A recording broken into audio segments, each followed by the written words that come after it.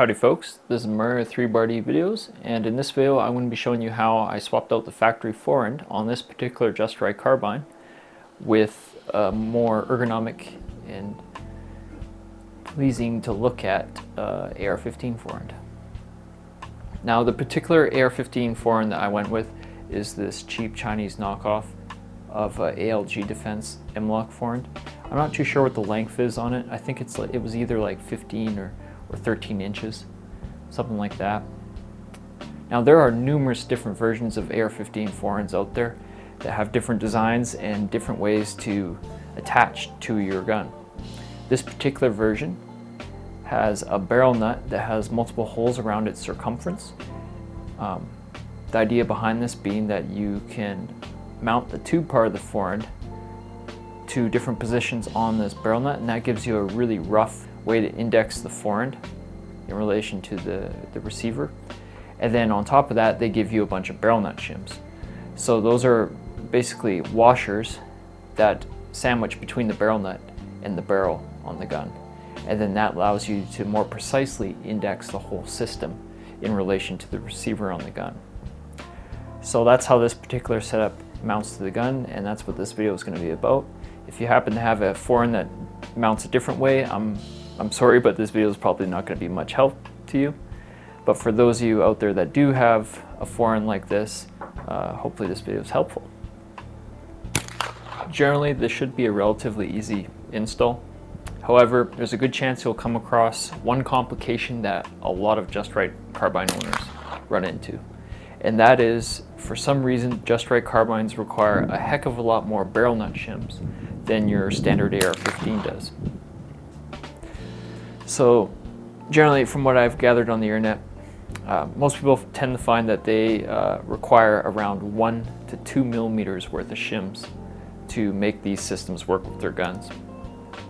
And there's really just two solutions for that. One is to simply buy the standard shims that would come with these types of rails. They're fairly, or forends, they're fairly thin, and you just simply buy a whole bunch of them to make up for the 1 to 2 millimeters of gap that you're going to run into. Or the other option is to look up this Canadian gun retailer called True North Arms. They happen to sell a barrel nut shim that is around 1.93 millimeters thick, I believe. And they specifically sell that for Just Right carbine owners. For this particular install, I bought 2 of those from them. One is generally all they recommend that you will need for most applications, but I bought 2 just to have a second one sitting around as a spare in case I have another project like this in the future. For tools you're going to need to get this job done, you're definitely going to want like a vise, something with soft jaws in it, either fixed to like a bench or a table, something sturdy. That would be preferable. You're going to want an AR-15 wrench, or possibly the Just Right carbine wrench that comes with the gun. Might suffice, it might get you by. You're also going to need some sort of driver to, screw in and out the different fixtures that are on these rails. In my particular case, this rail uses a Torx head, so I got a Wheeler Torx screwdriver to do this. And then you're of course going to need your barrel nut shims. So after proving that your gun is safe, the first step of the installation process will probably be to remove any sort of optic you might have on the gun that you think will get in the way of you putting it in the vise. So I'm going to remove this mount, which I just got sitting on here very loose so I could take it off conveniently for this video.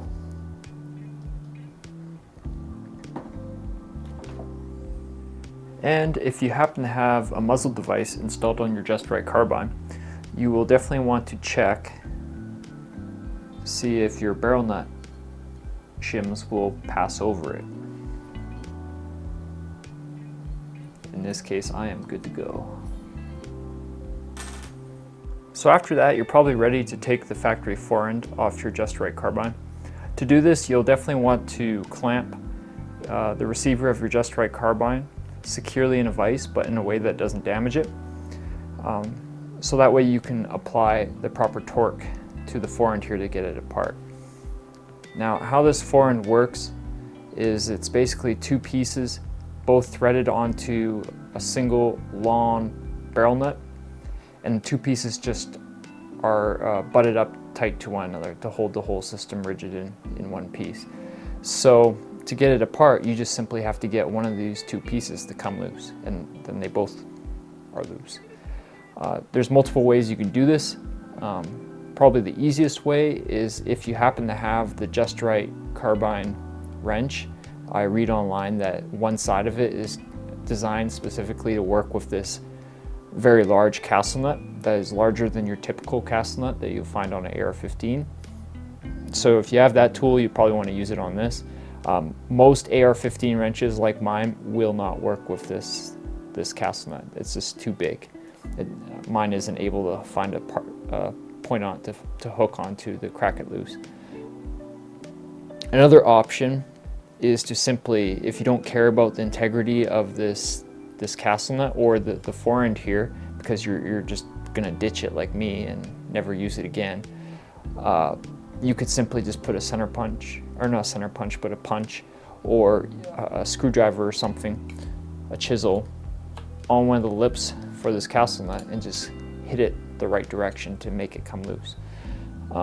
Another option is to do the same for the forend. You can maybe shove like a rod through one of these holes or clamp something to the 1913 rail. There's all sorts of ways you can hook onto this forend and just lefty-loosey, you know, to crank it to pop it loose, especially if you're not afraid to damage this forend, this thing up here. So in this case, because I just put this together by hand for the demonstration of this video, I'm just going to go off this method where I'm going to just hammer it loose. So there you go. You see I got this piece loose now, which means if I undo this in the vise,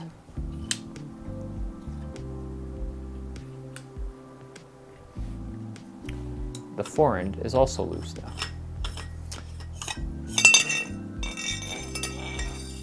You just slide it off the end of the barrel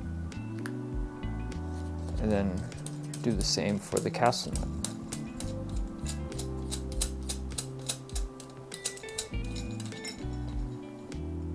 So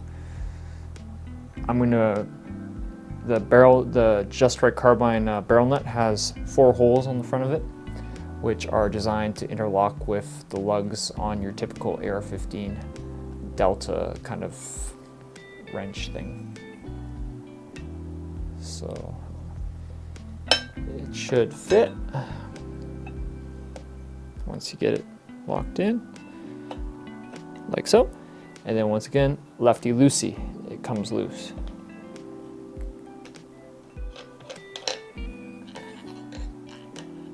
And off the end of the barrel. Now your barrel, the only thing holding it in the receiver is friction. So you can just, you should be able to just shimmy it out of the front of the receiver.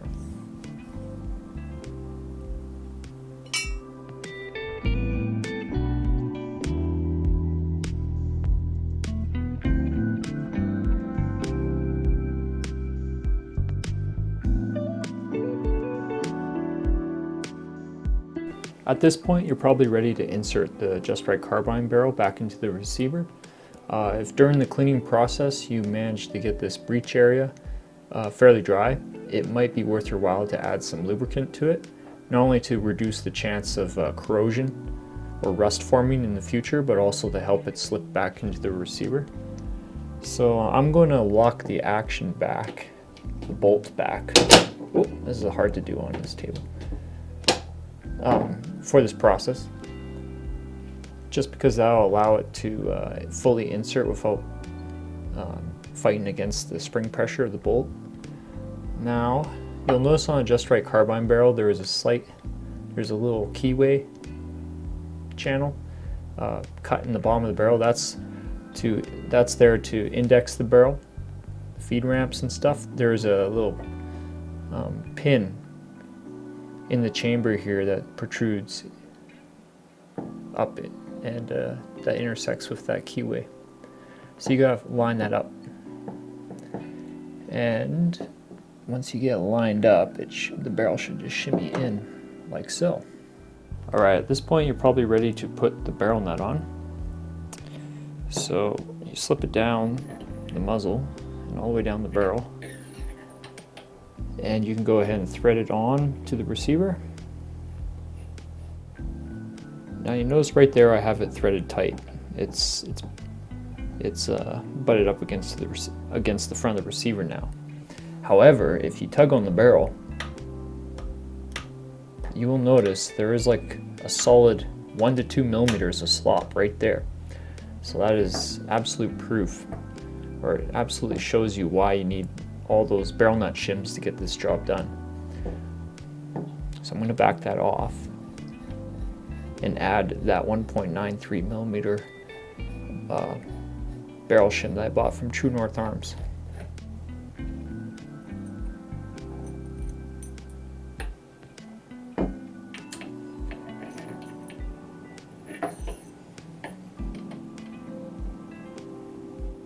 Okay, so now that you got it snug on there with that barrel nut in there, there's two things you're going to be looking for. One of which is whether or not the barrel still has perceivable play. So go ahead and tug on it. In this case, I can't feel any perceivable play. The second thing you'll want to check is if there's a gap between the back edge of the barrel nut here and the front edge of the receiver. If you see some light through that, then that's what you want to see. That's a sign showing you that the barrel nut is not tight up against the receiver, but rather tight up against the lip on the barrel itself. Therefore, that means that it's actually doing its job and it's pressing the barrel tight against the receiver. Okay, so now leaving that snug, you're going to want to put your rail or the tube part of the forend on the barrel nut kind of half-assed, just to help you figure out the orientation this needs to be. Now this gap, this gap is only going to get larger as you add more shims to index everything properly. So what you're going to want to do every time you add a shim, it's going to want to make this this whole tube index more to the counterclockwise. So when you first put this on, you're going to want to pick the closest hole setup that lines this up so it's just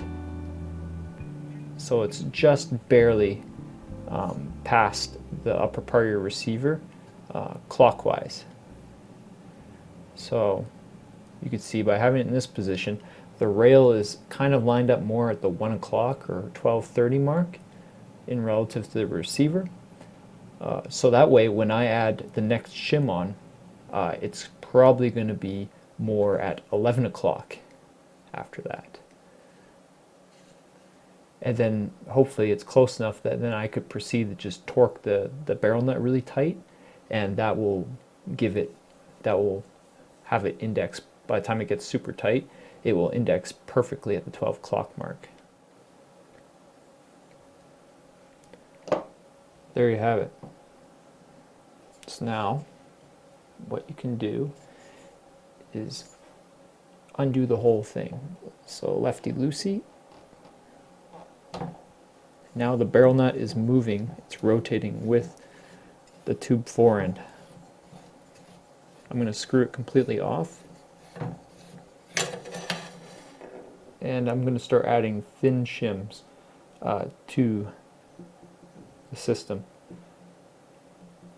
Now, I usually do this by guesswork, but I'm sure if you were whiz-bang at math, you could calculate by the pitch of the thread and the thickness of these shims. I'm sure you could do an elaborate calculation to figure out exactly how many shims you need to add to get it indexed right.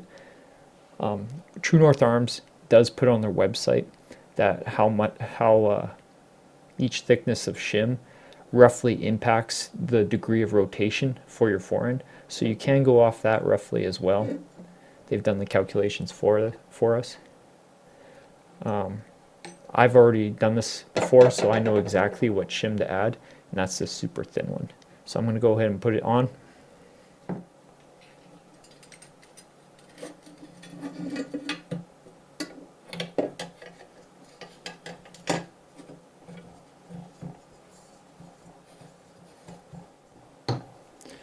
And there you go. The top point of the rail is about at the 11, I don't know, maybe 11:45 mark or so. So that's telling me that when I take this tube forend off and very carefully start torquing the barrel nut down with a wrench, I'm only going to have to rotate it a few degrees before this will be lined up perfectly with the receiver. Now, I believe the standard torque spec for a barrel nut on AR-15 is anywhere from 30 to 80 foot-pounds of torque. But you got to keep in mind that is for an AR-15 receiver and to handle pressures of the 223 cartridge or other rounds that it's chambered in. This is just a pistol caliber carbine firing 9mm, so there's a good chance it doesn't require nearly that type of foot-pound torque for its barrel nut, because the pressures are just less serious. I did look up on Just Right Carbine's website and in the user manual to see if they did offer a foot-pound torque spec for their barrel nuts, and all I could find in the manual is they just specified to tighten it up snugly. Literally, that's pretty much the words they used, is snugly. So I think it's all going to come down to just personal preference, however tight you want to make this. Really, the only con I can think of making these too tight is that you're just going to stress out the thread that's cut in the front of the receiver. That's the only con that comes with tightening these too much, is you stress the receiver. Me, I'm not too concerned about having it too loose, because what happens when this is too loose is it just starts to back off. And then eventually you get play in your whole barrel assembly, which of course isn't good. But you gotta keep in mind, the moment this starts to come loose, you're holding on to this all the time, so you feel it, and two, you'll see it right away. You'll look at your gun and the forend isn't lined up beautifully with your receiver. So in this case, I'm going to just torque it a few degrees, just enough to get this to line up with the receiver, and call that good. For this tightening process, I'm going to want to undo this barrel nut slightly and then let the bolt carrier group go forward. And the reason why I want to do this is simply to allow me to jiggle the barrel and whatnot to make sure that the cutouts in the barrel for the extractor claws line up perfectly, because there is a little bit of slop in this JR barrel. Rotational wise, when you put it in, the pin and key system isn't super snug. So just to ensure the health of the extractor on the bolt head, make sure it's not like clipping the edge of the cutout in the barrel, I want to make sure this all lines up. And once it's lined up, I can proceed to torque this barrel nut regardless of whether or not this is forward or backwards, because the force I'm applying here will completely ignore the power of this spring on the action. So for my AR wrench, I'm going to use these three lugs right here on the delta ring, because it seems to work best with this particular barrel nut.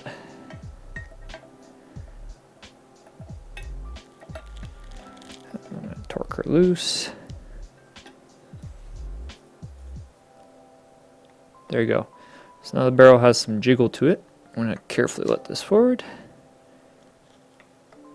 And you can see it jiggling the charging handle, so that shows that things are touching there.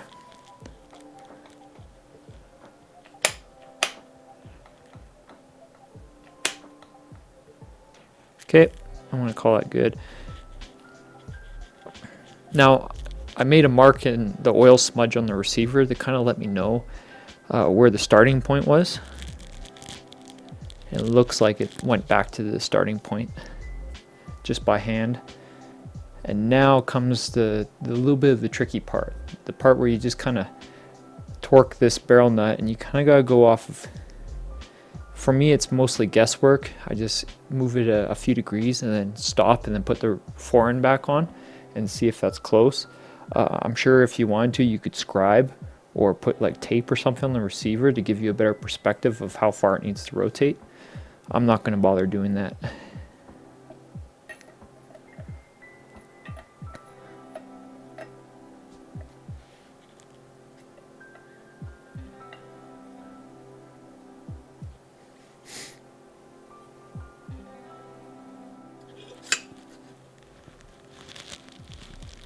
Oh, that is super close. It's literally off by just like, I don't know, maybe 10 thou. It's a 10 thou kind of misalignment there. It's already super tight, but I'm going to go ahead and dare to torque it even more. That did the trick, it looks like. I'm going to put the fasteners in, or at least 2 of them. It looks like, I don't know when I put the rest of the fasteners in, but there is a chance to, with the slop of the holes cut in the forend here, I might be able to get a bit of indexing just out of that too. You know, I could, looks like it rotates a degree or 2.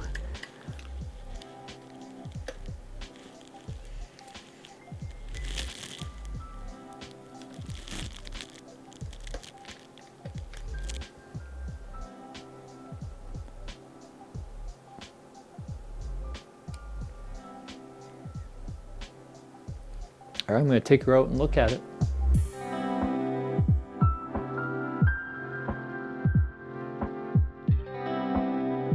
And there's the completed look. I hope you found this video helpful, and as always, take care. Until next time.